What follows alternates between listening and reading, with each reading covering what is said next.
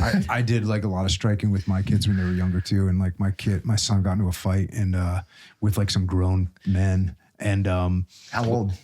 They were like drinking, and he was like 14. And but you know, he came back to my house, and I was like, bro, I could tell he'd been in a fight. And I was like, what happened? He goes, oh, I got referee's position. I was just dropping bombs. And I go, oh, I was like, oh, cool. I said, what takedown did you use? And he goes, oh, he went down when I hit him. And I was like, okay. So that was pretty proud of you, boy. Yeah. Proud dad moment. Yeah, I had a tear in my non-shooting eye. At what point? And welcome to this very, very special edition, a roadshow edition of the Underwhelming podcast. I am joined today by my co-host with the most, the man that yells history, the fat electrician, and one of the biggest guests ever. Well, New up and coming influencer. new one of a kind guy. Heard of before. Allegedly, he's working on writing a book. I've heard. I don't know. Writer, lover, fighter, storyteller, business owner, Mr. Jocko. What's up, fellas? What? How's it going? Good, man. Good. Welcome to the show. Yeah, thanks for having me. This is much more chill. It's going to be, well, I mean, it was fun, but like, I'm trying to, Underwhelming isn't just the name, it's the vibe. So we're just trying to Right on. keep it cool, but Right on. I know this is going to be hard for you, but we're here to disappoint. Okay, hell yeah. yeah, A low bar. we're to disappoint. Hey, you got to do what you got to do. So first question, what's it like being a SEAL?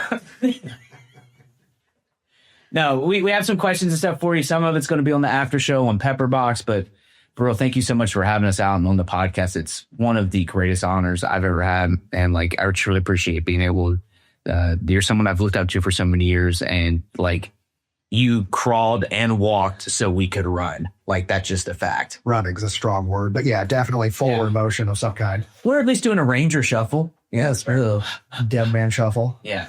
That's awesome, man. I really appreciate what you guys do, and you know the stuff that you guys put out there is awesome. So, and like I said, when you guys were on my podcast 15 minutes ago, you know, there's everything's so adjacent, and you know, there's so much overlap in the Venn diagram that it's great to link up with. You know, obviously I've known you for a while now, Zach, but good to link up with you, Nick. And last time I met you was at Shell. Yeah, Shell. There you go. Yeah, Say hi. Yeah.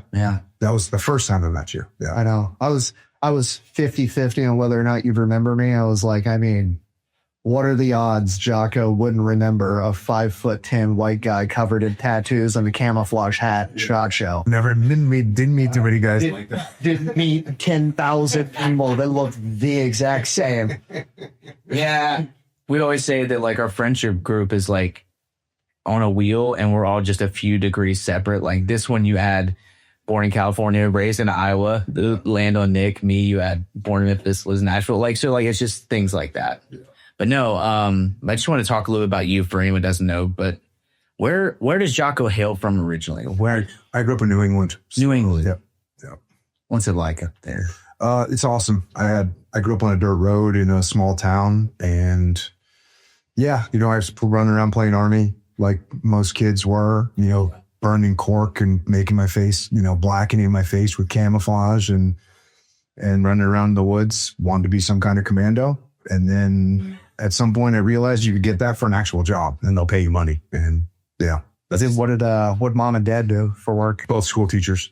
Yeah. So they were both school teachers. My mom taught history. My mom taught English and my dad taught history, which used to be when people hear that, they go, oh, that's why you're like a writer and you took like love history. But I wasn't great in school. I didn't like school very much. I would rather be outside breaking stuff or throwing rocks at trees or whatever. And I didn't really dive into like reading legitimately kind of until I went to college, which I went to college when I was in the Navy because I'd been into college. I was an enlisted guy and the Navy sent me to college. So that's when I started reading for real. Was there any big family background in the military, or were you kind of the first? My grandfather was 20 years in the Army. He retired as a major, and I point that out because on his mailbox it said Major Willink, you know, like even though he had retired 30 years earlier. And then my dad got kicked out of ROTC for a variety of reasons. Been there, brother. And no judgment here. No judgment here. So what year is this where you're enlisted?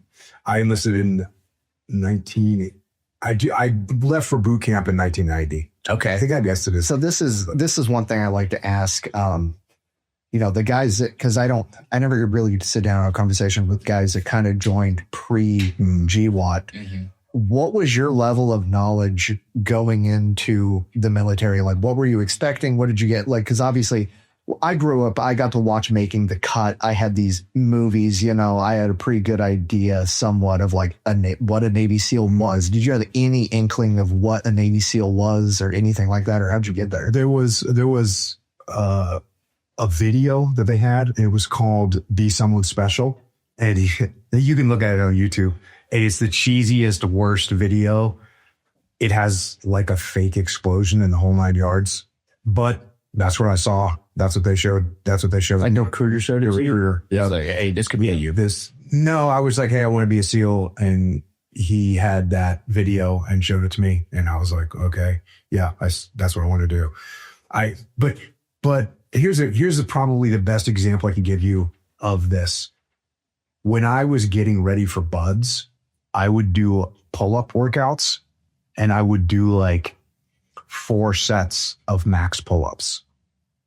And, totaling, I probably did 15, 12, 10 or something like that. That would be like, oh yeah, I did a good pull-up workout. And you get to buds and you're doing hundreds of, like, just not even, it wasn't even remotely. And I think nowadays kids know that you need to be doing 250, 350 pull-ups in your workouts so that you're ready for buds. So you didn't have the same kind of in-depth knowledge. And even just working out in general was not, we didn't have the same kind of understanding. We didn't understand what every like young athlete knows now about working out, about lifting, about explosive, about type 1 muscles, type 2, like everything. There's just so much more knowledge now. And I didn't have any of it. Luckily, the way Buds was designed and still is designed, if you're a normal, moderately athletic young male between the ages of 18 and 23, and you show up to that program, you can get through it. They will, you don't go up there and do, a 12-mile ruck in the soft sand. You don't show up there and do that. You build to it. You do some soft sand runs and you get there. So I was one of those guys that showed up. I never won a single race in Buds. I was in the middle of a pack for just about everything. And that was a good place to be because it's better than the end of the pack. Sure. My cousin enlisted like 4 years to the date before I did. And he deployed to Fallujah. And I remember when he picked me up at SOI, he had a stack that was more than the instructors there. And I was like super proud of my cousin. Shout out Mitch. But he told me at boot camp, he's like, their goal is to make you graduate. Don't spotlight yourself. Don't stand out in the crowd. He's like, don't be like, not that he said to hold back. He's like, but don't be the guy who's either doing really bad or doing really good, because there's pressure on both sides of that coin. Middle of the pack, do the work. Don't be like, I'll be the fastest, or don't be the slowest. Like, I always remember that. So, yeah, definitely not Buds, but basic training for the Army. I told you I got honor graduate on your podcast. When I got called up there to give only 2 honor graduates per platoon or whatever in the Army. And I was one of the 2. And my drill sergeant goes, who the fuck are you? Perfect. Yeah. You got exactly what I was going for. Yeah, you got it done. I consistently got 4th. Hey, man, that's what you want. That's what you want. Trust me, if I could have won any of those swimming races or timed runs, I would have. I was trying, but it wasn't happening. I'm a young kid. I think I was 19 when I showed up to Buds, and there's kids that are like legitimate Division I college athletes, and I was not. I was like a mediocre high school athlete at best. So you go out for a timed run against some kid that ran cross country at a whatever D1 school, or the guy that was played water polo at a Division I water polo school. Like I wasn't going to beat these guys. Right. Well, I've heard stories from a lot of people in this podcast and others that like it's the ones that can just be comfortable in the uncomfortable that'll find a way through it. Was that something you found too? Because the other day, it seems like from at least outsider perspective, it's just like, if you can just keep going, just keep going, you're going to get it done. Yeah, for sure. And I don't know the actual statistics, but by far the most people that don't make it through buds quit. Most people don't get dropped from training. Most people don't fail a timed evolution, and that's why they don't make it. Most people quit. Now, to your point earlier, can you draw some extra attention to yourself when you fail a run and then all of a sudden you're getting your shit pushed in because you failed to run and now they're all over you and then you decide to quit? Yeah, that happens, but it was still you that decided to quit.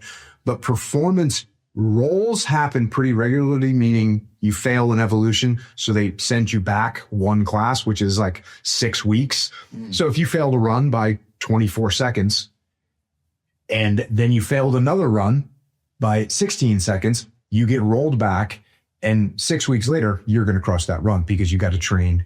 And same thing with any of the water evolutions, same thing with any of the timed evolutions, the obstacle course. Like, people fail the obstacle course and they get rolled for it, but then you just practice the obstacle course for 6 weeks and it won't be a problem again.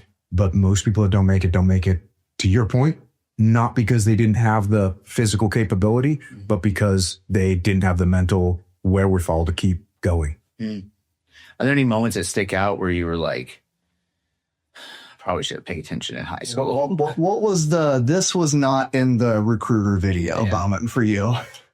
Dude, I had so much fun and I was so stoked to be there that it was all like, oh, going to boot camp and folding my underwear where they're going to measure it with a ruler. I was like, bro, what are we doing?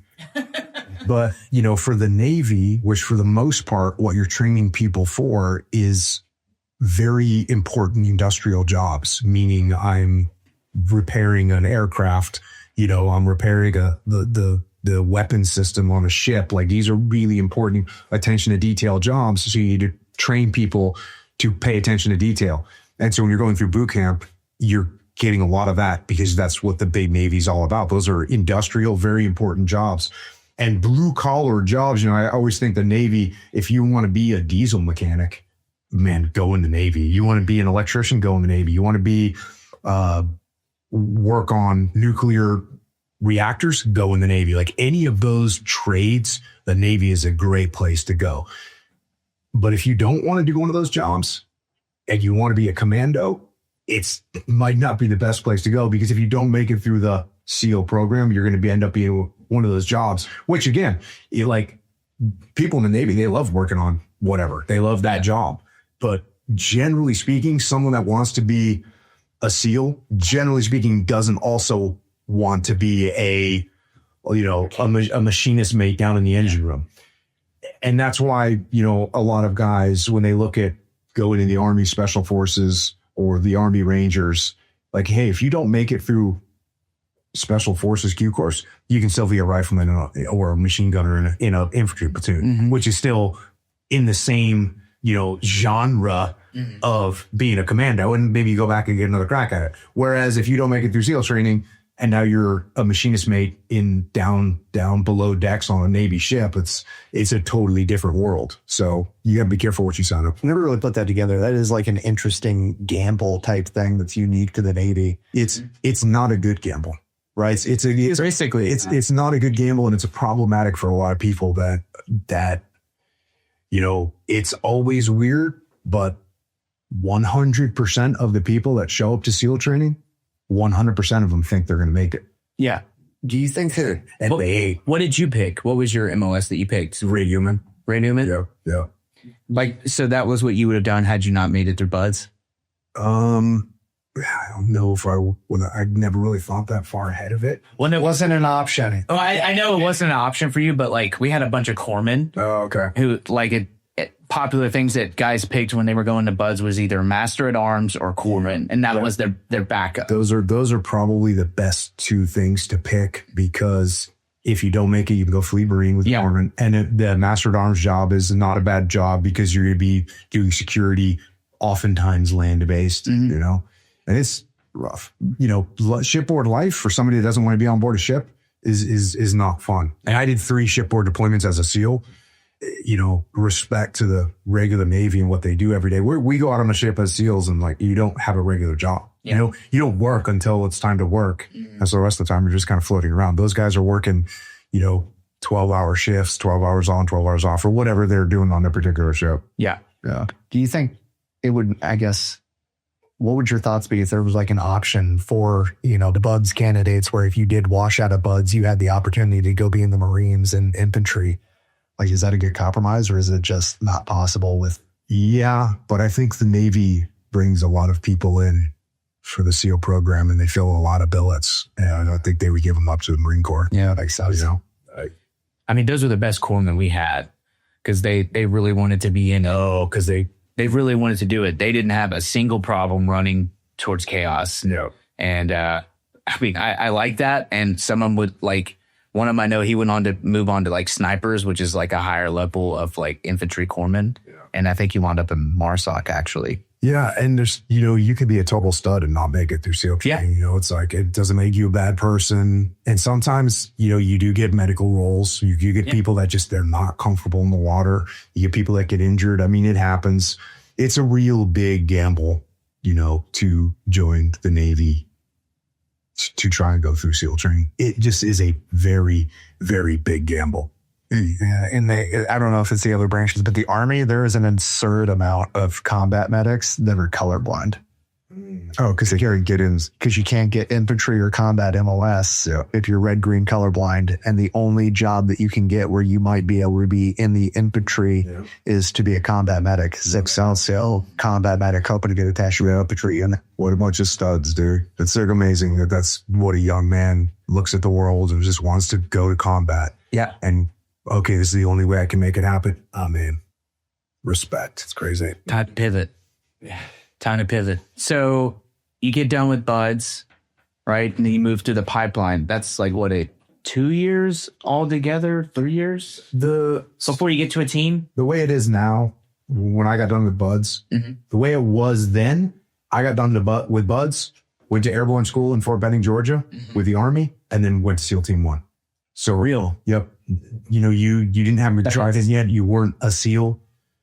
And then once you were at your SEAL team put you through what used to be called SEAL tactical training. And before that, it was called SBI, SEAL Basic Indoc. And before that, it was called Cadre. Like in the Vietnam era, it was Cadre. Then it became SBI. Then it became STT. Now it's SQT, SEAL Qualification Training. So I went through STT at SEAL Team 1, just guys from SEAL Team 1 with SEAL Team 1 Cadre. Then you get done with that. You do an overall forward to... they throw a bunch of weapons like all broken down in the ground and a poncho, and you got to put together 6 different weapons and function check them. And then you got to program different radios. You got to answer a bunch of questions about this, that, prep a dive rig, check a dive. Like they give you a bunch of stuff and ask you a bunch of stuff orally. And if you pass that, then you get your trident. So that's what I did. Whoa. And what they do now is you go from BUDS right into SQT, which is SEAL Qualification Training. That's another 6 months on. And when you're going through that 6-month school, you get it's great. I mean, it's better than what we had because you have more assets. Everything is more standardized now. They have more money to put you through the training, more ammunition to fire, different weapons to use. But you go and you get more universal instruction. So everybody's got the same basic fundamental skills. And you get done with that, you get your trident, and then you go to your team. And that was, problematic. When they made that change. So imagine you're in a SEAL platoon and you did all this other stuff before you got your trident. And so now these guys just show up with their tridents. And so there was a bunch of, it's kind of toned down because it's become normal. But like when the new guys would show up with their trident, they would get their tridents taken away. And like some of them just kept them. Some of them, they put them in like a bird cage because, like a slang word for your trident is your bird. And so they had like literal bird cages with all the new guys' birds in there. Like, hey, you'll get them when we decide you're ready. Some of them, I saw them painted blue like they were inert. So these don't really count. It's, it's actually a good level of harassment. But now I think it's pretty accepted because everybody knows that it's such a high quality course and the training is difficult. So when you show up, you earned your trident. It's relative. You're still a new guy, of course, but there's more of a respect for the process now. when it was when they first changed the process. Good. Interesting. So team 1 is at East Coast? West Coast. West Coast. Yes. Odds are West. Yeah. And then vice versa on the East. Yep. Okay. Interesting. So your first deployment was where? My first deployment was 1992, 1993, and we went to Guam. Okay. Yep. There was a naval special warfare unit over there. That's where I got introduced to jiu-jitsu. And it was in Guam. yep, it was again his dad. That's really cool. Master Chief Steve Bailey, who was a mid-level white belt in 1992, which he might as well have been ruler of the universe when it came to, fighting. And he was a Muay Thai guy. Like he was a legit fighter, but there's just no one was that good. No one understood anything about jiu-jitsu. Yeah. So that's where I started training jiu-jitsu, was on that deployment. And this was the 90s deployments. Nothing's going on. We in our workup, like we trained for one, like praying that we could do one mission, one mission. I was talking to one of my buddies last night, and like the young guys now would give anything to do one mission, one dry hole in Baghdad, like one dry hole DA where nothing happened. These guys would do anything to do one of those missions. I see that. Because there's just nothing going on. And so that's for the 90s. We thought we were open and praying we could do one mission. I remember occasionally we would like lock and load our weapons. I think it was the next deployment, but we were like, there was some weird threat against this ship that we were on, and they put us out in ribs with our weapons, and like we locked and loaded our weapons, and we're like out there patrolling. That was like, I was excited about that. Yeah. And we did some shipboardings, which were, at the time, it's like we locked and loaded our weapons and boarded a vessel, Yeah. Those were pretty cool, but man, they just don't seem like a big deal anymore. But these guys now, I always, sometimes I'll get veterans that'll say, I don't feel like I did anything. And I always respond to them. It's like, you did what the nation needed you to do, and that's what you did. And when you sign that freaking dotted line, you could be signing up for a deployment to Guam, sitting in the sun at Tahiti Rama's drinking Mickey's Big Mouth, which is what I did on that first deployment. Or you could be signing up to go die, and that's what you signed. So thanks for your service. It's a real thing. Yeah, I mean, studying like all these war heroes and stuff, like almost all of them do not feel like they're the biggest badass in the world, despite all the crazy shit they did. And they're all just like, I knew 30 guys that were more badass than me. I was just in the right place at the right time, or the wrong place at the wrong time, however you want to look at it. And it's just is what it is. And made it through. So it's interesting in that aspect. Yeah. Timing goes a long way. Yeah. When I had a very lucky career, even in the fact that like I did shipboardings in the Gulf in the 90s. It was like, ooh, you did a real mission. It was kind of cool at the time. Yeah. And that was just all luck. And it seemed like at the time the shipboard deployments had a higher possibility, though still remote, of actually doing something real. And that's why I did a bunch of shipboard deployments, because for that very reason, I raised my head. Like, it was Somalia. So when I was on that first deployment in 1993, like guys, SEALs off of ships winging to Somalia. And I was like, what? I'm okay. I'm going on a ship. The Cindy came back and was like, put me on one of those ship things. And then I did that twice. And that's why I did it. Was like just a young, you know the deal. It's like you're young and you just want to go to war. I want to do it. I'd love to sit here and tell you that I have some enlightened view of the world when I was 21 years old, but I didn't. I wanted to go to war, and you don't join the freaking SEAL teams if you don't want to go to war. Like, well, that's what we're doing. That's why you're doing it. So that's what I was doing when I was a young kid. When did you meet and get married to your wife? I met my wife in 1994, and we met, and I told my buddy 3 days later, I was like, I'm going to try and marry this girl. Yeah. So she was this like, Jocko, known for not meeting goals. Yeah. Yeah. yeah, she was shockingly beautiful and incredibly nice. And that was the first time I'd ever experienced those two things together at once. I'm keeping this. Yeah. Let's do this forever. Yeah. So I think the reason I asked this is because this is also an interesting aspect to me is because you were doing the Navy SEAL stuff before it was the cultural phenomenon that it is today. This well-known like Navy SEAL with basically equals badass and everybody knows it. So what was it like for your wife from her perspective? You've already been doing this job for years and years and years at this point, and then the cultural understanding of what you do starts to come around. And like, was there ever like a dawning moment on her where she was like, oh shit, you've been doing this the whole time? I had no, Yeah. So my wife's a Brit. And so, she didn't have any idea. I mean, like you pointed out, not really pretty much anyone knew what. Now the movie Navy SEALs had come out. Mhm. And so people at least had some idea that it was a thing, but my wife in England never saw the movie Navy SEALs, had no idea what it was.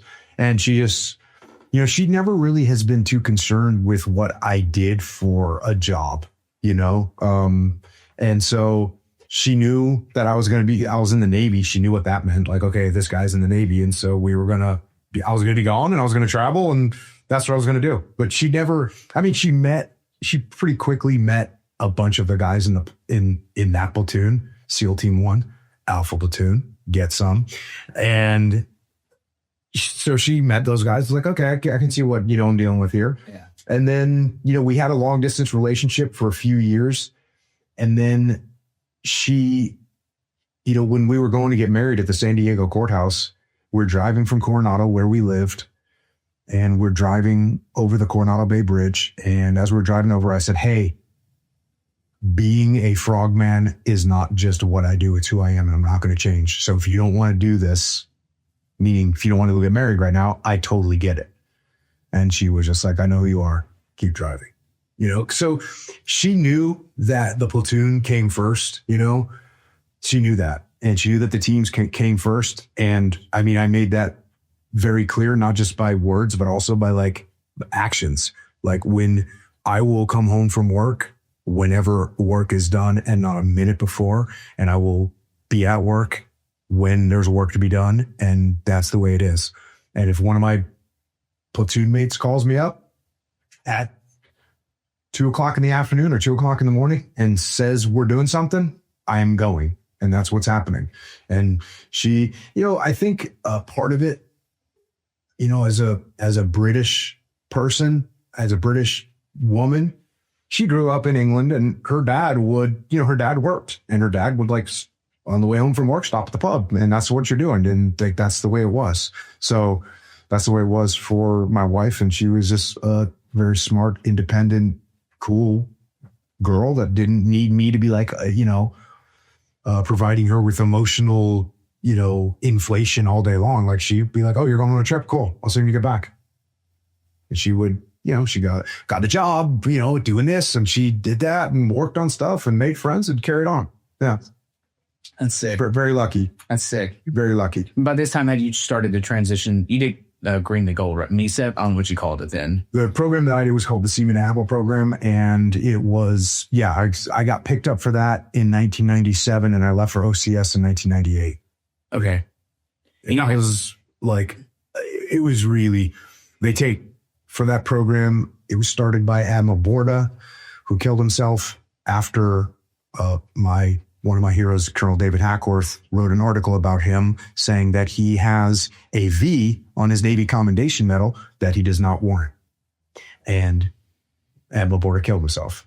So I've always been very sensitive about you better make sure you're not out of line when it comes to the way you present yourself to the world. Mm-hmm. But he started this program and they selected 50 people from the whole Navy to become officers with no college. So I went from SEAL Team 1, E5, to OCS for 13 weeks. And then SEAL Team 2, I was an ensign, showed up 01. Yeah, it was a pretty awesome program. Very lucky. That's sick. It's really cool. Yeah. And then you went to college after the fact? Then I did a couple deployments out there at Team 2, and then I got done with that, and then I went to college at the University of San Diego. Was that like a requirement of all? Yep. Or was that okay? It's 100% requirement. They literally threatened me. I was like, hey, I'll go to college when I'm, old. Yeah. And when I get done being an operator and all that stuff. And they're like, no, you're actually going to go to college now. Negative. Yeah. Negative. That's the way it works. So what was the college experience like, having all the previous experience that you had and then sitting in a classroom with people that presumably had none on average? Yeah. I mean, it was 18, 19-year-olds. And I was there as a job, it was my job to go in there and crush and I made it into a personal, like, one-way competition in my own mind that I want to make sure that these teachers cannot ask me a single question that I don't know. And I went psychotic about it. And I, spent all my time studying and reading and getting straight A's in college and like a total idiot. And I trained jiu-jitsu between 2 and 4 hours a day. And I set up my whole class schedule so I could train. I either took all morning classes or all afternoon classes, and I'd either train in the morning, go to classes, or I'd go to classes in the morning and train in the afternoon. And this is when my friend Dean Lister, who I'd been training with for a few years now, we were on like a tangential hockey stick, like, growth in terms of skill level. And this was the time period, like, I showed up to college in 2000 and he won like ADCC absolute for the first time in 2003. And that's because we were just training, like I said, 2 to 4 hours a day during the week. And then like the weekends were just stupid.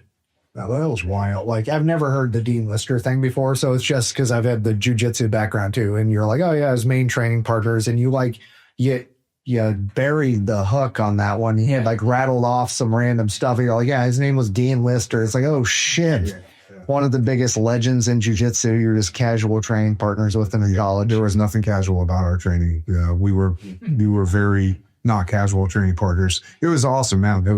He was very, he's a savant. And, I've trained with all kinds of people in the world, and he is definitely, and his knowledge, it's not even knowledge, his understanding of jiu-jitsu is crazy. Like, I've been at events where there's 10, 15 black belts there, very experienced black belts, and some random person will ask a question and 2 or 3 black belts will give their answer. And then like Dean will give his answer and you'll be like, oh yeah, that's, everyone kind of knows like, oh, that was definitely the right answer, or the best answer. And it's about, like I've been in, what's a move? Like a Darce choke, right? He doesn't really do Darce chokes. I don't really do Darce chokes, but someone would ask him a question about a Darce choke and he would give every possible scenario, different escapes, different setups. And like me, I'd be going, bro, like, how do you know this? How do you know this? Deep knowledge. Like, you understand Dean Lister gets asked a question about a footlock. You expect him to know, all these different aspects of it. But a Darce choke or whatever random ass move you can think of, he will know everything about it, including like, oh yeah, this was when, Pedapano used this in, 1999 to win this tournament. And here's why he did it. And here's where it worked. So yeah, he's a savant. And I was very lucky to have him as a training partner and as a teacher and as a coach and as a friend. Yeah, it's pretty wild. I mean, he's the famous, going in line with your answering questions thing. He was the one that told Danaher, yep. Why Danaher asked a question and he goes, why would you ignore half of the human body? And that's what got the whole Danaher and by extension, Danaher Death Squad modern competition jiu-jitsu involved in leg locks. Yeah. I mean, when Dean won ADCC in 2003, like the position that he won in is something that is now called 50-50, but it's something that we started calling Kakareka, which is the guy's name who he be. But Dean and I had been going through that entire, footlock system and heel hook system for years. And you can go watch the videos. Like, people did not understand what was happening. Like, they just did not understand what was happening. And it was Dean. And so, yeah, it's pretty cool. It's actually very cool that Danaher gives Dean that credit of opening his mind to the leg lock game. And, when Dean Lister shows up to your academy and starts submitting people. And Dean, this type of thing, Dean never talks about because you don't talk about what happens in training, right? Yeah. But let's face it, when someone goes in and is submitting a bunch of people and you go, well, how is this even happening? Who is this guy? Yeah. It's like, yeah, there might. And to Donner's full credit, he recognized that it was a real thing. It wasn't just like a fluke or like a one horse pony or whatever that thing is. Or like a one trip pony, yeah. Like kind of like, and this is much later, but like when Jorge Masvidal did the flying knee, everyone for like 2 or 3 years will attempt a flying knee or whatever. It's just like one of those things. And it is similar, like Gordon Ryan obviously got known because of his leg lock capability, but as soon as people start understanding how leg locks work, and this is something that I've said since day one, the leg locks are part of the game, but they're not the game. And as soon as people understand how to defend leg locks, they just become just like defending the arm block. It's like, okay, you can catch them, but you can also get out of them. And Gordon Ryan and Dean Lister, both of them, that's not the only thing that they have in their game. Like they will, they can't foot lock you. Cool. They're going to pass your guard and, take your back and choke you or whatever else they want to do to you. It's all about finding the easiest path of resistance or weakness. And if nobody knows how to defend them, obviously it's going to look like that's all you know, because that's just where they land. Yeah. It's the easiest, least resistance path. Yeah. And, the way Donner describes it as well is if if you're a black belt and I'm a black belt, but I've spent, 2,000 hours in this particular leg lock position and you spent 40, I'm just going to take you to the area that I know better than you and I'm going to win. And that's the way it works. That's just, look, is there physical attributes? Yeah, but we're in the same weight class and, we both are the same age and we're both the same basic fundamental skill level. So now it's like, oh, I've got this little niche area over here that I can beat you. And so I'm going to put you in that area to the best of my ability. Yeah, that's the way it works. Awesome. Like Dean ended up calling 50-50. He calls that now like 90-10. Because it's like, yeah, it's 90% advantage for me. It's not a neutral position where it's 50% you, 50% me. It's like, no, I'm at a huge advantage here because I spend all kinds of time in this position. So for the audience, if you don't know jiu-jitsu nerd stuff, Dean Lister is absolute legend in jiu-jitsu, ADCC champion, and ADCC is the Olympics for jiu-jitsu because it's not an Olympic sport. So, and it's technically more than just jiu-jitsu. I mean, you can move from sambo or judo or any grappling or any submission grappling art. It's if you win ADCC, you are the best of the world. Yeah, period. And that was your training partner and coach. It's kind of crazy. Yeah. We all get it. A bunch of jiu-jitsu heads in here, a bunch of practitioners ourselves. Yeah. That's just a jiu-jitsu. Yeah. Hey, you want another pack rip? Yeah. You want another pack rip? I got 2 good ones right now. I know you want. No. So I want to say this because I want this on the record. One of the things I love about your story is you realize either intentionally or subconsciously that you can use the military to propel yourself forward to change generationally where your family is. Like just the wherewithal to be like, maybe I should apply for that program to be an officer. Maybe I should do that's my number one thing that I don't feel like people understand. But like you shouldn't use it, but there are a ton of tools that within the military that you have access to that can change your life forever. Yeah, the military is awesome. Yeah. I mean, it changed my life. Every single thing. The trajectory of my life, if I didn't join the military, would have been freaking not good. Same. Just not good. So having the opportunity to join the military and having a clean slate when you join the military, they don't care where you came from. They don't care what your socioeconomic background is. They don't care race, color, creed. Like, can you perform this task and do it well? And if you do that, things are going to go in your direction. And if you don't do it, it's not. So it's a very, it's a great environment to be in, especially when you're, we have a lot of aggression or energy and you can put it to something that's physical and very clear what the rules are. And it's like, this is what we're doing. Cool. I got this. Let's go. Give me the rules. So 9/11 happens while you're in, right? Were you West Coast or East Coast then? So remember me saying that the Navy sent me to college? That's during the college cert frame. Yeah. Okay. So I showed up to college in the year 2000. And so now I'm like a year into college or something like that. And September 11th happens. And of course, in my mind, I'm thinking that this is going to be, you know, a 1 month of war. Mm-hmm. And I'm like horrified that I'm going to miss the whole thing. Yep. And I call up the officer detailer, which is the guy that gives us our assignments. And I had worked for him when I was at SEAL Team 2 on deployment. And I was very good friends with him. And I'm still just a great, great friend and mentor of mine. And I called him. And I'm like, hey, sir, it's Jocko. Like, get me to a SEAL team right now. I'll finish college later. I'll do online training, whatever I do, send me back to a SEAL team. And he said, hey, this is going to last a long time. Mm-hmm. And I didn't really believe him. And I was like, but sir, he goes, finish your school. And he goes, finish your school and I'll get you to a team. And he did. And by the way, I also have to note this. I just had this conversation with him a few years ago. I called him. So did everybody else. Everybody else that wasn't at a team was come on, go and give it to a team. So it's like every, freaking hairy-chested frogman was like, send me to a SEAL team. So he did so when I did finish college, he sent me to the next deploying SEAL team, which was SEAL Team 7. And I went there and I actually had a commanding officer that was my previous executive officer when I was at SEAL Team 2. So I knew him and that's probably why I ended up there in the first place. But I got there and within me being there for 2 weeks, he fired one of the platoon commanders and put me in charge and sent me to Iraq. So like I said, I've been very lucky with my career, the way it all worked out. Yeah. And then what year was that when you 2003. 2003. And where was it? For anyone who doesn't know.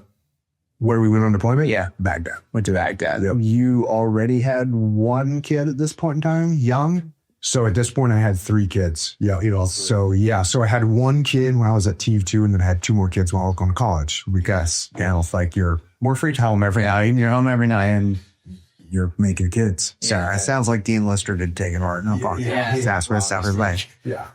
So when I rolled it to SEAL Team 7, I had 3 kids. What was your wife's thoughts on that? 3 kids, husbands going off for war. She just acted it. No actor. She's like, she married a freaking knuckle dragger to it. She's no factor. So you get there, and I want to paint a picture best I can, but like, you guys really made it up as you went. And by no way is that negative. Like, there was it's truthful. Like, my seniors were like telling me stuff in the early part of the war. They were hanging sandbags off of 7 tons for armor, stripping metal off of things to up armor Humvees. And then the Humvees would break down because they weren't made to hold that much weight. Yeah. But like, from your perspective, you're a troop leader. You have a platoon, right? Yeah, platoon. So how many people are in a SEAL platoon? 30? Well, we plussed it up for that evolution because a normal SEAL platoon is like 16 or 18 back then. Right now, they've plussed up the numbers where it's like 24. Okay. But I had 16 guys from my platoon, and then we probably had an augment of probably another 6 to 8 guys or something like that. And then we had the Polish Grom that was like with us in the same compound we were working with. So we could drive a gun for each other or assault, like depending on who was doing what, whose turn it was. We basically took turns a lot of the time, unless we had multiple targets to hit, then we go and hit multiple targets. But that was the crew. It was a decent sized assault force. It's a decent sized assault force. We could take down anything in Baghdad, pretty much. It's not true. You were just telling me how I'm a Navy SEAL now. Is that correct? Yeah. We got your certificate on the way. Nice. Meritorious. No, I have to say this now. I took a photo once with Eddie Gallagher and Darren McTeams. Okay. And I took a photo with him, and it's just me holding up a sign that said, I'm basically a Navy SEAL. And the comments, it said, I'm basically a SEAL now. And the comments are a good mix of long live the brotherhood and like, how dare you? And I'm like, they're both looking at me like this, like dork. But yeah, I do know that is not actually the barrier to entry to becoming a Navy SEAL. Let the record show. Good. But no. Good. More crap you have to do. No. So we're 45 minutes into this podcast. So we've already talked a lot about Jocko's background, his incredible random jujitsu history. He was main training partners with Dean Lister, who is up there with like, I don't know, like Tom Brady, Brett Favre level guy in jujitsu. Yep. So that was random and crazy to hear for me. And now we're getting right into what, dad stuff? Dad stuff, behind the scenes stuff. These are the questions that nobody ever really gets to ask you. It's all Navy SEAL stuff, but I want to hear what it's like, you know, getting raised by Jocko and other stuff. And we talked a little bit about your wife, how incredible she is, and putting up with all your bullshit for years and years and years. Yes. My friends call her Saint Helen because, you know, you got to be a saint to be putting up with all this crap. It's fair. Yeah. Yeah. Very fair. Very fair. I understand it. Wife has a rough day, comes home, tells her husband, good. Yeah. Good. Speaking of good, how old were you? I mean, not how old were you? When was the first time you remember looking at your kids going, good? Like, how did that come about? The second I know the story.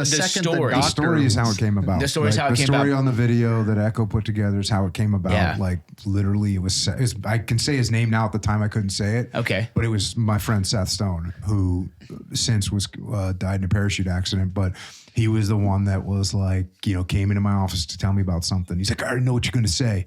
And I was like, well, what do you think I'm going to say? And he said, you're going to say good. That's what you always say. And that's where it originated. I mean, I had said it for a long time before that. It was your thing. But, you know, it wasn't like it wasn't like I walked around, you know, the way the meme would look like, you know, it was like, your pet dog just got run over by a car. Good. You know, like it wasn't like that. But when a legitimate issue would come up in one of my platoons and they'd say, hey, it looks like, you know, we're going to have to maneuver or we're going to have to move to this other outstation before we can insert to the target. I'd be like, good. Give us a little more time to do rehearsals. You know what I mean? Like it was just, that was a thing. When did that lock in though? Is that something you've always had? Like find the silver lining? Yeah, I'd say it is something that I am going to have a pretty good attitude about stuff because that bad attitude is not getting you anywhere. And as trite as that sounds, you know, being like, be positive, it's a real thing. And if you've been around negative people before, you know that it's a real thing. And that to be negative and have a bad attitude is contagious. It doesn't help you. It doesn't help anyone else. So I'm probably going to, number one, say good. And number two, we're going to have fun with whatever we're doing. We're going to act up. Yeah, we're going to have fun. We're going to make fun of each other. We're going to talk about how stupid it is that we're going to have to do this thing. And then we're going to kick it in the ass. That's what we're doing. Perfect. So we went ahead and we asked the audience if you could ask Jocko some dad questions or general life questions outside of the military, what would you ask? And we talked about your wife previously, and you met her, and within about the span of, I think you said 3 days, you told your buddy, I'm going to marry this woman. Yes. Which rolls right into one of my favorite questions that we got asked to ask you was, Jocko, how do I know if this girl likes me? Ooh. How do I know if this girl likes me? Yeah. Yeah, I think you got to go up and say hi to them. And then when you go up and talk to a girl, and again, I think you have to set your expectations very low, meaning if you walk up to a girl, you think, oh wow, she's beautiful. I want to go out with this girl. And that's what you walk up, you're putting all this undue pressure on yourself because there's a 50% chance that doesn't matter if you're literally Tom Brady, you know, who you just talked about, that she's going to be like, dude, I don't like football. Like, get away from me. You know what I mean? I mean, this is the way it is. Like there's a 50% chance you have no chance. So you got a 50% chance, roll up and say hi. And if she's like, can you leave me alone? You go, cool. Hey, good to meet you. And leave. It's no big deal. This happens. Yeah. And if she goes, oh, hi. And you go, oh, cool. What's your name? I'm Jocko. And she says, oh, I'm Helen. And you go, oh, super nice to meet you. Well, where do you come from? Because the way you talk seems a little bit unfamiliar to me. And she's like, oh, well, I'm from England. Oh, okay. See what I'm saying? Just go up and be a normal human being. Run game. Yeah. Just feel it out. Yeah. It's volleyball, right? Yeah. It's like, that's how I would recommend you realize if a girl, you know, likes you or not. Does she throw a beer at you? You know, which hopefully whatever you say isn't provocative enough to get a beer thrown at you, but going up and introducing yourself as a nice person seems like a good move. Or what if it's like, hey, toss me a beer, and she tosses you a beer, that's a good feedback loop right there. I thought I was going to catch him off guard, and midway through that immaculate answer, I was like, he's had a lot of grunts that he was in charge of. Ask him this question. In hindsight, actually, he's given this talk before. Yeah. Come here, you. Sit down. Sit down. We're going to talk about this. What are you doing? What are you doing? Yeah. I don't care how much she says she loves you. She's got a stage name, brother. Don't fall for it. Yep. They've taken down greater men than me. No. Let me look at some of the questions. These are good. What do you tell your younger military members to help prepare for their financial future? Like mainly referring to like making a plan after service. I feel like that's a huge thing that people, because you've got 4 years at least to make a plan, but a lot of people don't. Yeah, and this is kind of when I look back at my military career, this is one of the areas of leadership where I definitely feel like I could have done a much better job, and that is I didn't really talk to guys about what they were doing with their finances. For me, I was in the teams. The teams was first, and what when you if you came to talk to me, Zach, you're like, hey, I want to think about my future. I'd be like, okay, cool. Let's talk about your future. You want to go to sniper school? You want to go to breacher school? Yeah. You'd be like, well, what about my financial future? Okay, we'll get you a re-enlistment bonus. You know what I mean? It was like, that's what I talked about. That's the way my mind worked. And so I didn't really talk to people about what their long-term financial plans were. If I could go back in time, I would certainly put more into that. And when I do talk to younger members right now, we talk about not buying the brand new, F-350 Super Duty that cost $108,000 just because they got a $14,000 re-enlistment bonus, or they saved up 18 grand while they were on deployment. Like, that's not the good move. No. I explained to them what depreciating assets are. Vehicles are depreciating assets. Well, what about this one? It's a rare, Camaro. And it's like, no, because you can't live in that Camaro. Yeah. So I'll usually will talk to people about, trying the best that they can to buy a house as quickly as they possibly can. And that's where I think a good place to start is. Not over leveraged, not go crazy, but, and I don't know if you know this, but like the way that BAH works now is really, it's a lot of money. It's way more money. When I rented an apartment in Coronado in the 90s, my rent was $362.50 a month. I split $725 a month apartment with a dude. And so we both paid $362.50. And you had to bring that document into PSD and show them, and then they'd cut you a check. They'd put you on the payroll for $362.50. Nowadays, if you live out in town, they just give you a blanket bunch of money. Yeah. And it's not a small amount of money. It's thousands of dollars. So you can use that to your advantage. Don't buy, here, let me break it down to you. Don't buy stupid shit that you don't need and spend less money than you earn. Do that. As soon as you can, save up as much as you can to buy a house as quickly as you can. That's what we're doing. Yeah. No, at least with us in my experience with the infantry, like the SEALs on average are significantly older. So I do imagine it's like that. It's much more big boy rules and more mature, but like there'd be times where like I had some Marines, I don't want to name them or whatever. I'd be like, hey, how are things? What are some of your plans? And be like, oh, I've got this and I've got the star card. And I'm like, no. We're not doing that. We're not doing that. Pay cash for your car if you can. Stuff like that was like always essential, because you don't want them to be in situations where they're just in a hole and they're always trying to like figure out how to get off that back foot when they're just like not in a great spot. Yep. Just I didn't do a good job of that. I did not do a good job of that. And I regret it, but I try and help these guys out as much as I can now. Yeah, you're doing great. I was just focused on being in the teams, man. Well, I get that. This is what it is. I get that too, but I don't know. It's also the changes too. Like talking about the BAH thing. Like when I was in, it was like, isn't the exact numbers, but it was like $1,200 maybe, or whatever cost of living was at that time. And I caught it when rent was lower, but the landlords found out that BAH and everything was going up. So they all jack the prices. So they get like maybe $100 shy of it. And they're like, it's a good deal. You still have $100 left over. I'm like, dude, come on. Yeah. Well, I had this, I had a commanding officer that like was just sat down to talk to me when I showed up at a team. And he was like, he didn't even mean this as advice. When I look back at it, he was just telling me, he goes, yeah, I bought a house when I got to Coronado. And then 2 years later, I bought another house. The best moves ever. And I was like, And I listened to him and I did that. But I gave that advice as much as I could to like people that I knew well enough to be talking at that level. Like, for instance, Seth Stone, I was just talking about Seth Stone. Like, I'm like, dude, you need to buy a house. And he's like, what are you talking about? Rent? And you're like, no, buy a house. Like, take whatever freaking money you can scrap together and buy a house near me.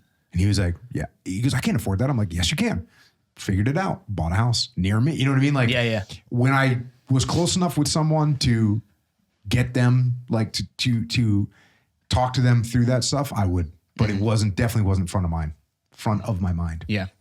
We had bigger fish to fry at the time. Another question that I thought was interesting, because I saw you made a post actually kind of answering this question a little bit recently on, I think, Twitter or X, whatever you want to call it. Somebody asked, what's the right amount of training to force your kid to do in jiu-jitsu at a young age? Yep. So I think where I've settled at this point is twice a week. And forcing your kids to do anything is not a good move. Even forcing them to do jiu-jitsu. And if there's times where like, I really don't want to go, and you go, okay, cool. No big deal. But if you make it not a, hey, you have to do this, but more of a, hey, this is kind of what this is what we do. Like, hey, twice a week. Hey, I don't like jiu-jitsu. Oh yeah. I don't, sometimes I don't like it either, but you know what? It's just twice a week. So, we got to go. Would you rather go Saturday instead of Friday? Like, your call, you can, it's either way. So I'm good with it. Because you want to give them as much ownership as you possibly can over the situation. You do want your kids to train jiu-jitsu. Like, you don't want your kids to get picked on. You don't want your kids to get abused. You don't want your kids to get in fights. You want your kids to be able to handle themselves. And that means you got to train jiu-jitsu a couple times a week. No big deal. And I think if you approach it like that, hey, we're not doing competition. You don't need to do competitions. You don't need to train 7 days a week like I did with my kids. You can train twice a week. No big deal. Oh, you'd rather go, Wednesday? Cool. Can we get ice cream if we go to jiu-jitsu? Yep, we can get ice cream. No problem. Like, make it as fun as you possibly can. Find a school that makes it fun. Don't find a school where it's like every 7-year-old's trying to be the alpha and they're trying to murder each other. If your kid's like that, great, cool. That's a great place for them. But if your son or daughter is like, oh, I don't really like it, and you find someone that has fun and plays games, and they play the mount game and they play the pass the guard game, and like that's what we're doing, I think it's a pretty good compromise is twice a week. And don't freak out when it's the kid's like, hey, I really want to play baseball. And you're like, okay, cool. Let him play baseball. And during the 3 months of baseball, be like, hey, you don't have to do jiu-jitsu. We'll only do it once a week. We'll just do Saturday. You know what I mean? Like, figure it out, but make it part of your life. Make it part of your world. Make it part of what we do as a family. And I think that's the best outcome. And your kid isn't going to like be a loser if they didn't train jiu-jitsu for 6 months because they got really into gymnastics or rock climbing or something else. They're going to be fine. They're going to be perfectly fine. So and we talked about this a little bit last night, and you actually mentioned that one of your kids did homeschool for a shorter period of time, and then they actually quit doing homeschool because they wanted to. They wanted to go back to normal school. So like, you have this track record of trying to give your kids as much agency over their own lives as possible versus 100%. I'm the adult and I said that's what we're doing, so that's what we're doing. So I mean, what advice do you have on just parents should be doing that, giving agency to the kids? It's the same thing with your guys in your platoon, right? Yeah. Like, the more ownership and agency you give them, the better they're going to do, the happier they're going to be, the more they're going to trust you, the more they're going to listen to you. And so, yeah, I tell my daughter that. I have one daughter left in school, like probably every 3 days, she'll be like, looking tired going to school. And I'll be like, oh, you don't have to go to school if you don't want to. Like, you don't have to go. You can just, we'll homeschool. I don't care. Or we just won't even homeschool. I don't care. And just having that open, like, recognizing that you can do whatever you want. She goes to school and, does great in school. So yes, giving your kids as much agency as you possibly can and let them bump into the guardrails of life, which means when they don't clean their room, and now they can't find their favorite pair of shoes to wear to school because their room is a disaster. Well, looks like you gotta you're going to be late to school or you're going to miss the bus. Well, what if I miss the bus? Well, then you're going to be tardy and you're going to get detention. But, you know, it's okay. Oh, you didn't wake up early enough to make your lunch? Looks like you're not going to eat today. Oh my God, Jocko, you need to, report to Child Protective Service. Like, no kid's going to die in a day because they didn't eat their lunch. You know what they'll do the next day? Wake up early and make their lunch. Mm-hmm. That's the way it goes. So give them responsibility, give them as much ownership as you possibly can. And your kids you're going to have a better relationship with your kids and they're going to be better. It's such an interesting dynamic because I think that maybe somebody that hasn't watched a ton of your content, but is just, seen some shorts, seen some reels, seen just your general appearance would assume that you were going into your kid's room when they were 8 with the ruler, making sure everything was folded right. But it's the exact opposite where you're just like, I'm just here to make sure there's food on the table and you're safe, and I'll make sure life doesn't hit you back too hard, but I'm going to let it hit you. Yep. So I think that's pretty cool. Because when they brush up into the guardrails and they get dinged up a little bit, they realize that it's not good over there. As opposed to when you're keeping them on the straight and narrow and you don't let them get dinged up, well, they end up running off the cliff. And again, this happens. Like kids are kids and kids are their own who they're going to be, and sometimes great families end up with kids that go off the reservation. But generally speaking, if they're allowed to learn and grow, they're going to be better at decision making. They're going to do smarter things, in my opinion. Well, it's also good because I feel like a lot of parents that have the "no, we're doing it my way" attitude end up being the bad guy in their kids' lives because they don't have enough life experience to see, oh, dad's doing this to protect me from the negative consequences, but they don't see that. So it's just you being negative consequences for the sake of doing it for fun. Yep. And then you're the asshole versus being like, hey, you should really do this. And then not being mad at them when they mess it up. And they're like, oh shit, my dad warned me. Now you're this mentor instead of the negative consequences all the time. Such a much better way to parent. Yeah. And I highly recommend that methodology. The more you can give your kids responsibility and make them, when there's consequences for their actions, like let those consequences land. Mm-hmm. And it's the biggest difference between being like a platoon leader or a team leader of some kind and your family is you care more. You just, look, if you work for me and you screw some stuff up, and I try and mentor you and try and help you and you still screwed up, cool, I'll fire you. You know what I mean? Like it doesn't work. I tried to help you. You didn't, you can't fire your kids. And plus you also feel kind of like when when you're in a platoon, your platoon represents you as the leader. Mm-hmm. Well, your kids, I hate to say it, you feel like they represent you as the leader. So if my kids are messed up, everyone's going to think I'm messed up. Mm-hmm. So that makes you over-index and over-correct and over-parent your kids. When the reality is like, actually your kids, they do reflect you, but it's not like a one-for-one reflection. When my kid wins a freaking jiu-jitsu tournament, and it's not like, you see what I did? No, it's like, I see what my kid did, and I might have provided an environment that helped that a little bit, but I should get almost no credit for that, And when our kids screw up, we think, oh, everyone's thinking that I'm a bad, loser dad. But it's like, no, actually, it's a kid. And your kids are going to make mistakes. They're going to win some. They're going to lose some. And that's the way it is. Yeah. And don't think of your kids as this representation of yourself. Otherwise, your tendency will be to overparent. And you don't want to overparent because it'll be problematic.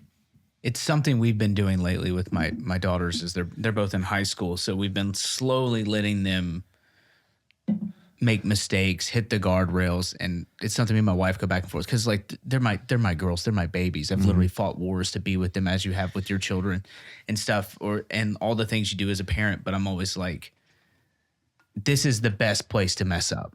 Mm-hmm. So I'm always telling her like, they can do whatever. I will be agitated in the moment if if they're driving around with the parking brake on or whatever the things that happen. What's that smell? Yeah, it's just, I don't know. I'll gas it. We'll see what happens. Stuff like that. That's fine. It's my job to then educate and talk about that stuff afterwards. But they'll never find a better place in life where they can make mistakes than right now. Good spot for it. Because, I always say the thing that sucks the most about being a parent is your whole job is to make someone who's so good that they leave you. And I don't want them to leave. I want them to always stay around. And my next goal is to eventually establish a way for, there's a clip of Jerry Jones in Landman, and I'll send it to you. It's so good. But basically he talks about how he wanted to spend more time with his daughter, and she's on a different side of the country. And then, so he then decides to just create a business to find a reason so he can interact with her. This is all a true story. And then he buys a bunch of land somewhere, and he's starting to build these houses and whatever. He's basically just like, we'll figure it out. We'll make it. He's like, I just got to make enough money to cover getting there. And then when he does, he hits oil. He hits what? He hits oil. Oh. And on this land, and that land turned into all of the money that he was able to purchase the cowboys. And he tells this story about when he started focusing on his family and chasing, being there and being with his family more than anything else. It then created all the other things in his life. So now they work with him every single day. They're a part of everything he does. And like, it's the greatest joy ever.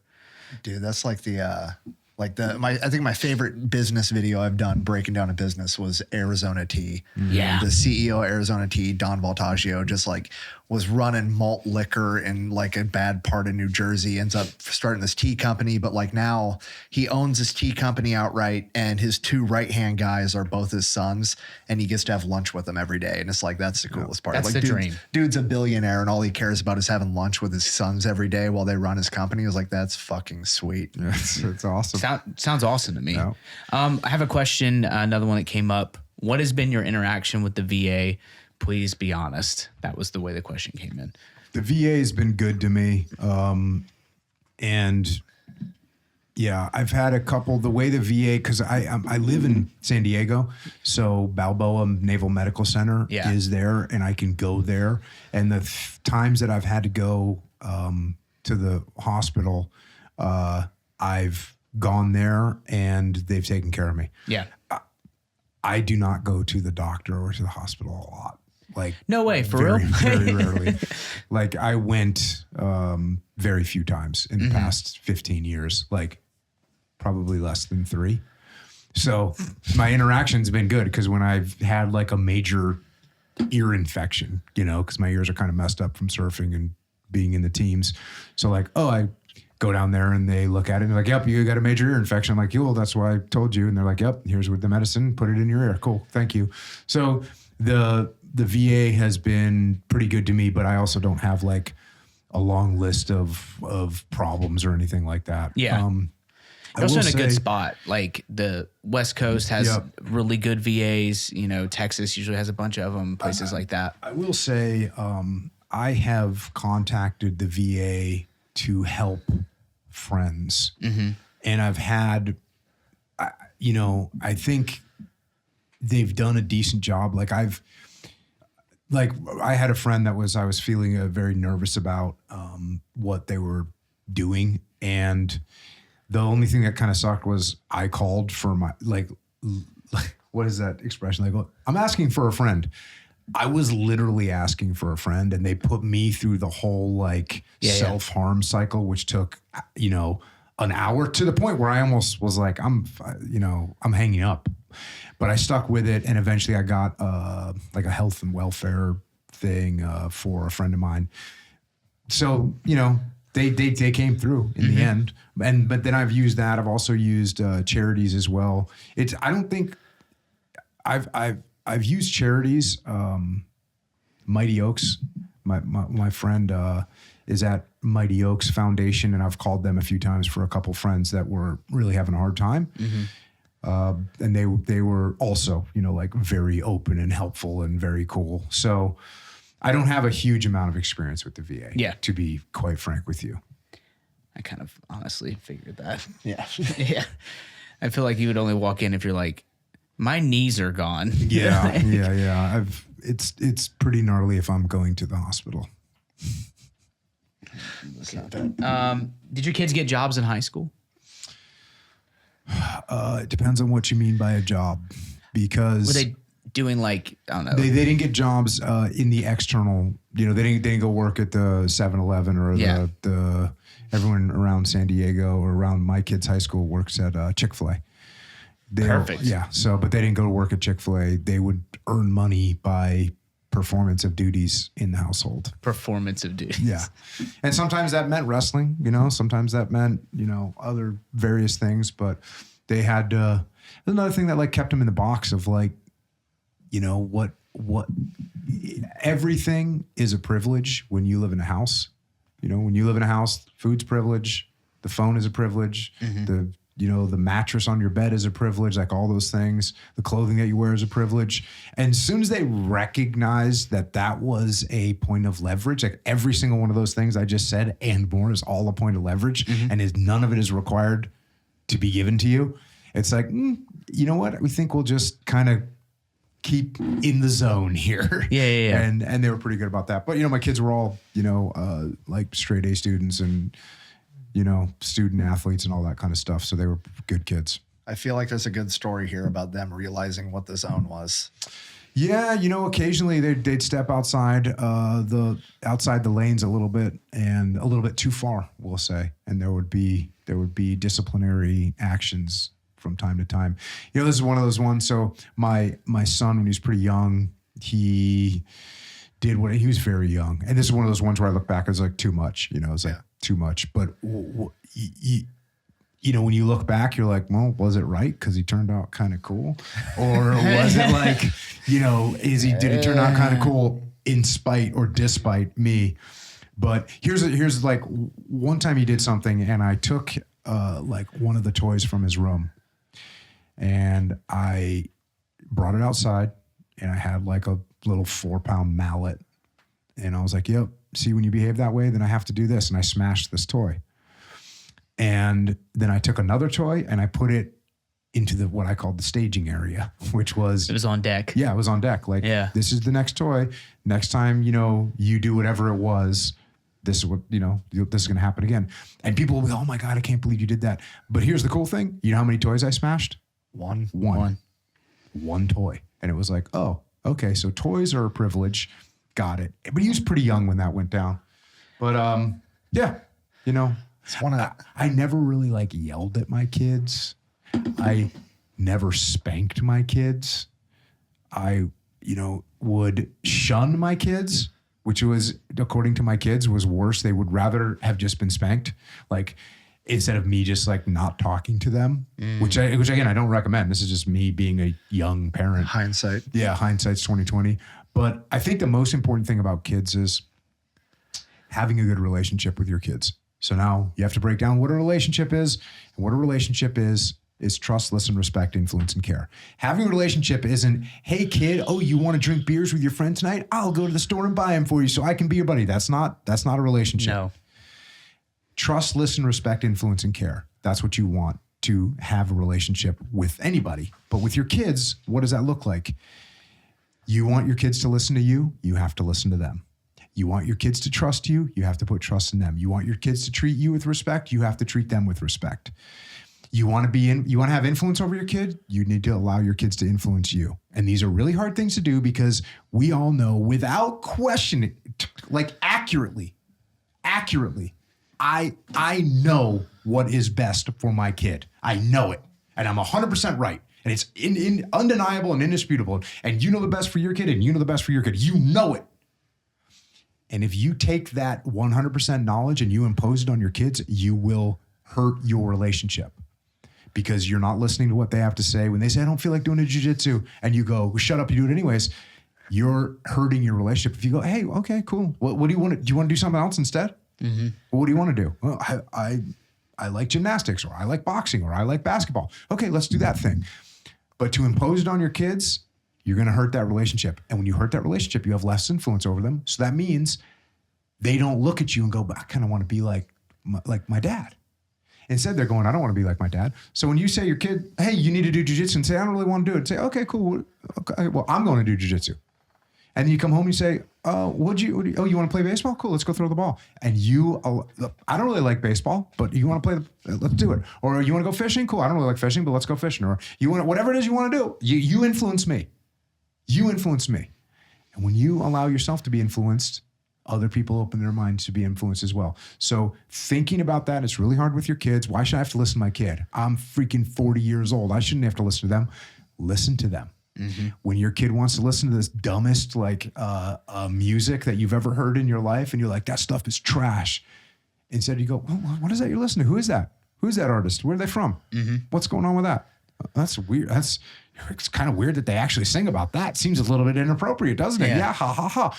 All of a sudden, you know, you're building a relationship. So those to me are the building a relationship with your kids. And I think it's counter. Sometimes people, just like leaders, you ever heard leaders in the military? It's like, it's not my job to be your friend. And people say the same thing about parenting. It's not my job to be your friend. Cool. You know, I was really good friends with Leif Babb and Seth Stone, JP Dog, all the guys that worked with me. I was friends with all of them. Mm-hmm. All of them. And I'm friends with my kids too. Mm-hmm. And I think it's actually the best way to go. Yeah. And one day when Jocko tells his kids, I don't want to go to the old folks home, they'll probably say, okay, what do you want to do? They've already got it picked out for me. No, okay. Like, there you go, surfing again. They just like rock the wheelchair back and forth. There you go. No, it's funny. The toy smashing story reminds me of. By the way, not recommended. Not recommended. I think there's better ways to parent than smashing the toys. You know, and if I would have been a better parent at the time, I would have said, hey, why'd you just do that? You know, why'd you just talk back to your mom?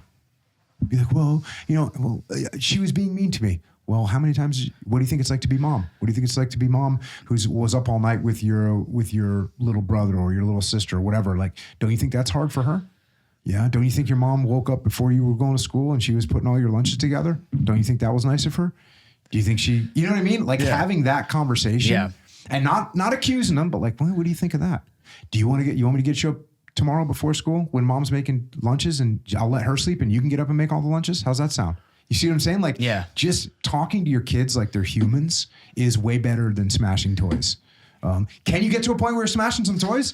Like if they start like doing some stuff that's really out of line, which my kids never got to that point. Well, why didn't they get to that point? Because there was lots of listening, lots of micro corrections when they were needed, where they didn't even realize they're getting corrected. Like the best form of correction, same thing in a SEAL platoon or a freaking job site. The best form of correction isn't, Zach, you need to get your weapon dialed in. Mm-hmm. It's more like, hey, Zach, you think you can hit that target out there at 800 meters first shot? You're like, I think so.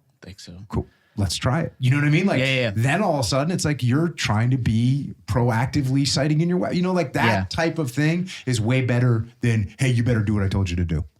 Yeah. And that's what I was going to get to with the story. My youngest was she was acting up a lot and it was like consecutively. And the thing that she loved most at that time was what she called her bicycle. It was a little trike thing that she would just cut up all around our house. Like literally just, there's like a worn path on our floor. And she was fighting with her sister, was fighting with her mother. And I came home and it was when I was working night shift. I came home one morning and she was like, Dad, my bicycle's gone. And I was like, where is it? And I was throwing away some trash. And my wife had put it in the trash can. That's like, this is what will happen. And she's like, I promise I won't be rude. And I go, well, you can't act like that. And Mom's got a lot going on and everything else. But like, didn't smash it, but it was along the same lines of like, we were trying to work it the best we could. But like and she was also 4 maybe. Yeah. So like you have to. You're barely reasonable. Barely reasonable. Because as people my pet peeve is when people talk to like very young children, like they're like 15. Like I can talk to my daughters now. They're both in high school. And I'd say pretty much from 10 on is where you start to get that. But like, I tell them to be like, hey man, this is not going to happen. Suppose then the only thing she knew is I want my bicycle. I want my bicycle. Also, side note, I miss when they talked like that because it was just the most adorable thing in the world. When they're just little babies. Oh, God, it's good stuff. Jack. Hardest part for me is trying to balance. Like I could give my kids anything they want, but it's like I also got to traumatize them just enough so they're funny and I want to hang out with them. Yeah. I'm trying to ride that line of like I can't give you everything, otherwise you're going to be a spoiled brat. Yeah. Then I'm not going to want to hang out with you. But Uncle Zach comes over and I give him cash. Fucking dude. I boosted your ego too much. He comes over to my house for the first time. I got a 2-year-old and a 4-year-old. Like anybody that's energetic and willing to run around the house and chase them, like is the coolest guy on the planet. Coolest uncle ever. I have an L-shaped couch in my living room, and the L is like floating out. You know, so there's living room, couch, living room, like an attached ottoman. And my house, it makes a circle through the kitchen. So he's chasing the kids around the circle through the front level of the house. And he's chasing them, and he gets close and he hurdles the whole couch and lands on the other side. And both my boys shit their pants. It was the coolest thing that Superman anybody is actually here. has ever done. Like 2 weeks later, I'm tucking my 4-year-old into bed, and he's just, you know, he wants to be like Dad. He just wants to talk and tell stories. He's like, Dad, did you know that God made a guy whose name is Zach? And he made him so he could jump over the couch. Like, it's the coolest thing on the planet to him. I tell him that. Now he wants to be cool Uncle Zach. He shows up to my house and starts giving my 2-year-old and a 4-year-old a $20 bill every time he shows up now. It's like, Jack. he doesn't know what $20 is. Like, I know, but like eventually he'll be like, Uncle Zach gave me a 20 spot. You know, that's I'm putting in equity because I get like they're both boys. They're just bros. There's like foam axes and swords around the house. There's Nerf guns, and like it's just so counter to what I have. I mean, my girls we were always playing dolls, but like the energy's just different, right? And so like it's just fun to get out with them, and like they're just fun. Yeah, with so I had 2 daughters, 1 son, then another daughter. But we lived in a 900 square foot house with those 3 kids. And when my son was born, and I'm in the teams, I'm traveling, like things are going on. I'm going on deployment, and he's like surrounded by just girl stuff. No, Girl stuff. He's surrounded by like angel wings and Barbie dolls, and there was some little plastic type of thing that you could put different outfits on. Anyways, what color was it and how big? Bunch of different colors, bunch of different little like a miniature Barbie doll. Like this shit was just everywhere. Yeah. And I'm like, dude, like this is not a good environment for a young boy. And it was just so no factor to him. Like he would just walk right past that stuff, pick up a truck, and just like they're so different. He would just like go down the street and just look at anything with the wheels. all right, I'm gonna dig a hole. Yeah. It was just he was so totally different that, you know, for you two, you having 2 girls and you having 2 boys, that is definitely a different energy, as they say. Well, it's just like with them, when they started doing gymnastics and cheerleading, they quickly outpaced my athletic ability of like, I have the biggest trampoline that you can get that's non-commercial because we needed one so they could practice doing all their tumbling and stuff. And so I can't do half of that. Like it's I'm just like out there and they're like, come on, try it. And like inevitably, like every cheer season, I go out there and do a horrible like punch front. I think is one of the things that I can kind of do. And so like I'm just always trying to like be involved because like you'd said before, like doing stuff with them, not like forcing them to do stuff. Like one of their favorite things to do is actually to go fishing with my father-in-law. And they were like, okay, let's just go fishing. I thought they were going to be scared of the fish. I didn't know what to do. It's tough for me as the dad because I've got a pair of pliers and I've got a rag and like they're catching them like out of a stocked pond and every 60 seconds I'm taking it off the hook, tossing it, taking it off the hook, tossing it, and they're loving it. But if I've been like, we're going fishing, you're going to do it, have fun. Your house must have been chaos when they were little because your house right now is outrageous. I go to his house, he's got like a very long room upstairs and there's like a full tumbling mat set up for gymnastics. Yeah. And I was like, what's this door over here? He's like, oh, that's a Squishmallow room. I go, fucking the what? I open the door to this room. I am not shitting you. It is a wall, the width of that wall. Yeah. Squishmallows piled 8 feet high. It had to be 500 Squishmallows in that room. You could have just dove in it. We're triple digits. You can dive on it at any point, and it's fun. We put in these crash pads we got from Costco. So like what it is there was a playroom built in our new home, and it's like a walk-in attic, but there's just this space in between. We're like, what do we put in here? And my wife Christy was like, I just put all the Squishmallows because they're like a bunch of, and they're in various different sizes. Like there's also like a big bear called, what is it called? A gerbil or something, a big pink thing, Mr. Pickle. So he's in there too. And, there's all sorts of stuff. There's a pet called Simone. That's I don't even know what it is, a sloth. Like there's stuff everywhere. And so like when his boys came over, we just kind of tossed them in the Squishmallow room and they're not bop, bop, bop. They're just like Squishmallow fights. They're fighting and doing like WWE and they're just like dropping the people's elbow. I've been working with Cutter on like focus mitts. hitting focus mitts way more than jujitsu, which is fine. But it gets to the point like Which is fine. Yeah. no, it's fine. It's good. I want him to do jujitsu more, but it's harder with little kids because they got to partner up with somebody their size and like it's a the cool thing mixed is bag. like those like games that you can play with your kid of Yeah. like ride the horse and you like let them mount and make them stay on mount, like grab the arm, teach them arm locks, and like that stuff really helps. Stay on the back, like all those little games that you can play are infinitely better than like going to a class, standing in the thing, being in line, getting yelled at for this, and then doing one drill that's kind of not related to anything, getting yelled at again. Like, no, let that kid like freaking wrestle with your kid. That's the best thing you can do. Yeah. So, But sorry, back to the mitts. like we've just been hitting focus mitts with him every day, and like he's actually starting to like, okay, jab, cross, hook, uppercut, and he's like getting it now. So every day I take him to school, and we get there like 10, 15 minutes early. I stand outside with him at the door, and he's like, Dad, can we do focus mitts? So it's like every day before school, he's wanting to do focus mitts outside the front door. I'm just like this. The private Catholic school teachers are judging me right now, teaching my 4-year-old how to fight. Let's go. I did like a lot of striking with my kids when they were younger too. And like my son got into a fight and with like some grown men. And How old? they were like drinking and he was like 14. And but you know, he came back to my house and I was like, bro, I could tell he'd been in a fight. And I was like, what happened? He goes, oh, I got referee's position. I was just dropping bombs. And I go, oh, I was like, oh, cool. I said, what takedown did you use? And he goes, oh, he went down when I hit him. And I was like, okay. So that was pretty Proud of you, good. boy. Yeah. Proud dad moment. I had a tear in my non-shooting eye. At what point did you find?